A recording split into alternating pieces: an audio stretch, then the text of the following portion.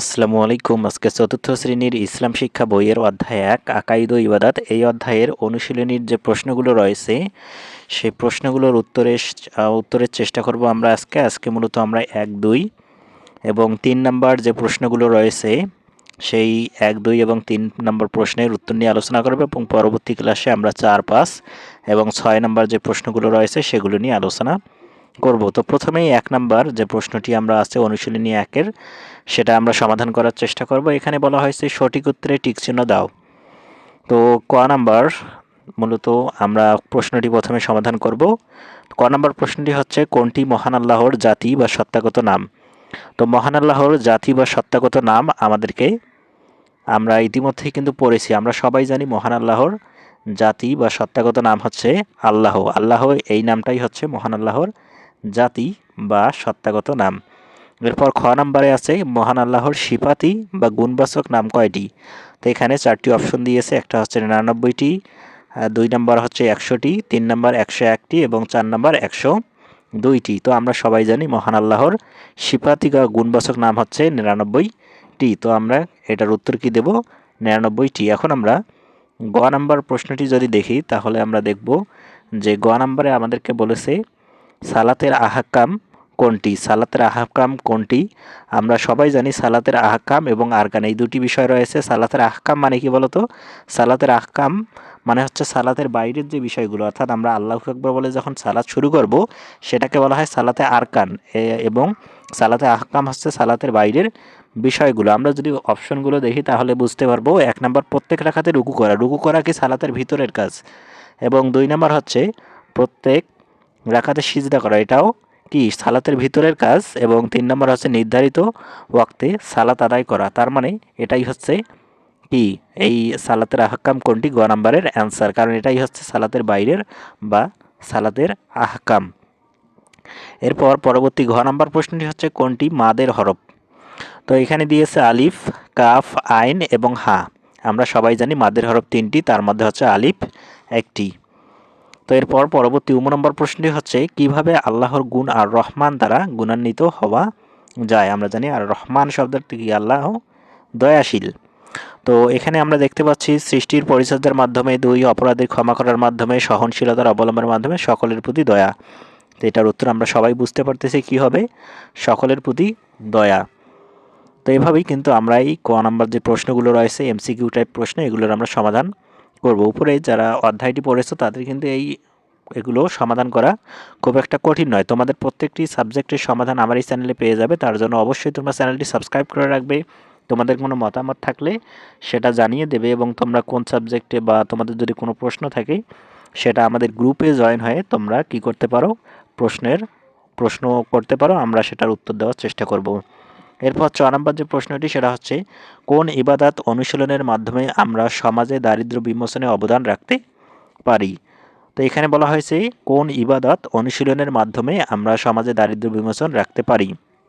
১ নম্বর option দিয়েছে পবিত্র কুরআন তিলাওয়াত করা, ২ নম্বর হচ্ছে জীবজগতের প্রতি দয়া করা, ৪ নম্বর জাকাত প্রদান করা এবং ৩ নম্বর কি মেহমান আপ্যায়ন করা। আমরা জানি জাকাত দিলে কিন্তু ধনী গরিবের মধ্যে একটা ব্যবধান কমে আসে এবং জাকাতের মাধ্যমে কি দরিদ্ররা যারা দারিদ্র রয়েছে তাদের কি একটু উপকার হয়। এজন্যই মূলত এটার অ্যান্সার হবে ৪। ৬ নম্বরের অ্যান্সার কী হবে? জাকাত প্রদান করা। ৬ নম্বর প্রশ্নটি হচ্ছে কি বলে আমরা সালাত শুরু করব? এখানে অপশন দিয়েছে আলহামদুলিল্লাহ, সুবহান আল্লাহ, আল্লাহু আকবার নাকি বিসমিল্লাহ। আমরা সবাই মুসলিম হিসেবে আমরা জানি সালাত শুরু হয় কি দিয়ে? আল্লাহু আকবার বলে। তো এটাই হচ্ছে ৬ নম্বরের অ্যান্সার। তো আশা করি তোমরা আজকের এই পড়াগুলো বুঝতে পারতেছো কিনা সেটা আমাকে কমেন্ট করে জানিয়ে দাও। এখন আমরা জ নাম্বার যে প্রশ্নটি সেটা নিয়ে আলোচনা করব। জ নাম্বার প্রশ্নটি হচ্ছে কোনো হরফে একসঙ্গে 2 বার উচ্চারণ করার জন্য আমরা কোনটি ব্যবহার করব?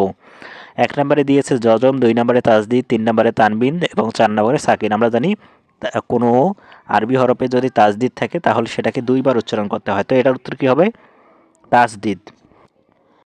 এরপর ঝ নম্বর প্রশ্নটি যদি আমরা দেখি মহান আল্লাহর গুণ নিজ জীবনে অনুসরণের প্রয়োজনীয়তা কী? তো ১ নম্বর অপশন দিয়েছে আল্লাহর গুণে প্রভাবিত হওয়া, আল্লাহর গুণ সম্পর্কে জানা, আখিরাতে সফলতা লাভ করা এবং গুণবাচক নামে আল্লাহকে ডাকা। তো এটার হচ্ছে মহান আল্লাহর যে গুণ নিজ জীবনে অনুসরণের প্রয়োজনীয়তা হলো আল্লাহর যে গুণগুলো রয়েছে সেগুলো দ্বারা প্রভাবিত হওয়া। এরপর ইও নাম্বার যে প্রশ্নটি রয়েছে এমসিকিউ টাইপ যে প্রশ্ন ক নাম্বারে, সেটা হচ্ছে সহিভাবে পবিত্র কুরআন তিলাওয়াত শেখার সর্বাধিক গুরুত্বপূর্ণ কারণ কোনটি? 1 শ্রুতি মধুরতা, 2 সালাতের আদায়ের জন্য, 3 অর্থ ঠিক রাখা, শব্দের উচ্চারণ ঠিক রাখা। তো আমরা সবাই জানি যে সহিভাবে কুরআন তিলাওয়াত করতে হয় অর্থ ঠিক রাখার জন্য, কারণ আমরা যদি সহিভাবে বা একটু ভুলভাবেই কোরআন তিলাওয়াত করি তাহলে কোরআনের অর্থটা কিন্তু চেঞ্জ হয়ে যাবে। এজন্য আমরা সহিভাবে কোরআন তিলাওয়াত করব অর্থ ঠিক রাখার জন্য। তো এটার উত্তর আমরা কি দেখলাম? আল্লাহর নম্বর উত্তরটা হচ্ছে আল্লাহর গুণে প্রভাবিত হওয়া। তো এটাই মূলত তোমাদের যে অনুশীলনী প্রশ্নের যে ক নাম্বার যে উত্তরটা সেটা হচ্ছে এটা। এখন আমরা যে খ নাম্বারে শূন্যস্থান পূরণ, 2 নাম্বারে শূন্যস্থান পূরণ দিয়েছে, এটা নিয়ে আমরা আলোচনা করব। তো এখানে 5টি শূন্যস্থান আমাদেরকে পূরণ করার জন্য দিয়েছে। আমরা যদি এই শূন্যস্থানগুলো প্রথমে এক এক করে পূরণ করি তাহলে আমরা প্রথমেই আমরা ক নাম্বারটি দেখি। আল আসমাউল হুসনা অর্থ হলো ড্যাশ। তো আমরা উপরে পড়েছি আল আসমাউল হুসনা অর্থ হলো আল্লাহর সুন্দরতম নামসমূহ। কি হবে? আল্লাহর সুন্দরতম নামসমূহ। আসমাউল হুসনা শব্দের অর্থ আল্লাহর সুন্দরতম নামসমূহ, আল্লাহর যে 99টি গুণবাচক নাম রয়েছে সেগুলো। ইমানে ড্যাশ হলো ইমানের বিষয়গুলোর বিস্তারিত বিবরণ। এখানে আমরা দেব ইমানে মুফাসসল হলো ইমানের বিষয়গুলোর বিস্তারিত বিবরণ। ইমানে মুফাসসলে ইমানের বিস্তারিত বিষয়গুলো আলোচনা করা হয়েছে। গ নাম্বার, কেউ বিপদে পড়লে তাকে সাহায্য করাও ইবাদত। কেউ যদি বিপদে পড়ে তাকে সাহায্য করাও হচ্ছে এক ধরনের ইবাদত। এখানে কি দেব আমরা? গ নাম্বারে ইবাদত।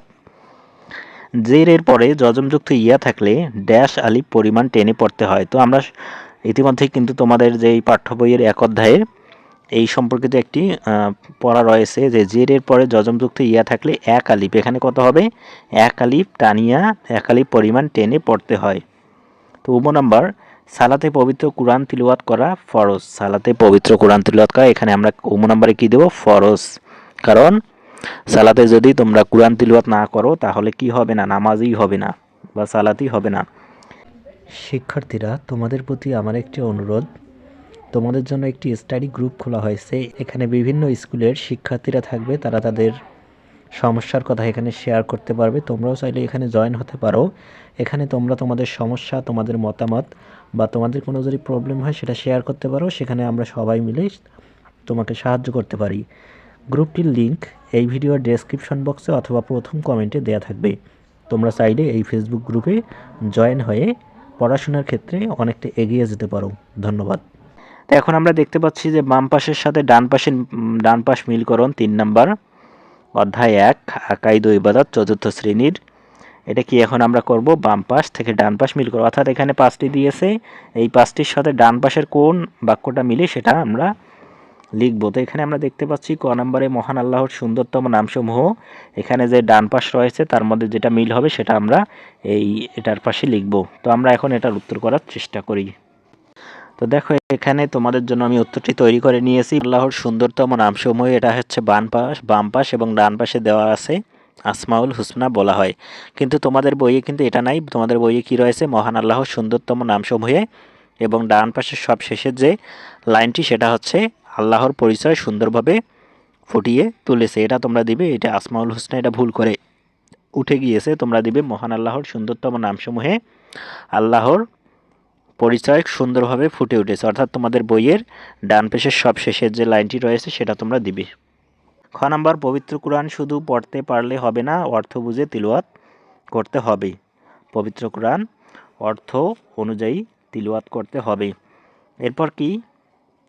গ নাম্বার। এরপর আমরা গ নাম্বার যে প্রশ্নটি, বাম পাশ রয়েছে মহান আল্লাহ সহনশীল পছন্দ করেন তাই আমরা সহনশীল হব, এটা হচ্ছে ডান পাশ।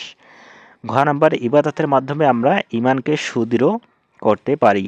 তোমাদের মধ্যে সেই ব্যক্তি নাম্বার কি? তোমাদের মধ্যে সেই ব্যক্তি উত্তম যে নিজে কুরআন শেখে এবং অপরকে তা শিখায়।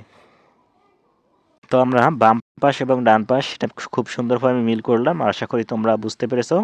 তো আমরা 3 নাম্বারটা সমাধান করলাম। এখন আমরা পরবর্তী ক্লাসে 4, 5 এবং 6 নম্বর প্রশ্নের উত্তর নিয়ে আলোচনা করব। আজকের ক্লাসটি এই পর্যন্ত। আশা করি তোমরা বুঝতে পেরেছো কিনা সেটা আমাদের ফেসবুক গ্রুপ রয়েছে স্টাডি হেল্প জোন, সেখানে তোমরা জয়েন হবে, যার লিঙ্ক ডেসক্রিপশন বক্সে রয়েছে। সেখানে তোমরা তোমাদের মতামত এবং প্রশ্ন করতে পারো। ধন্যবাদ।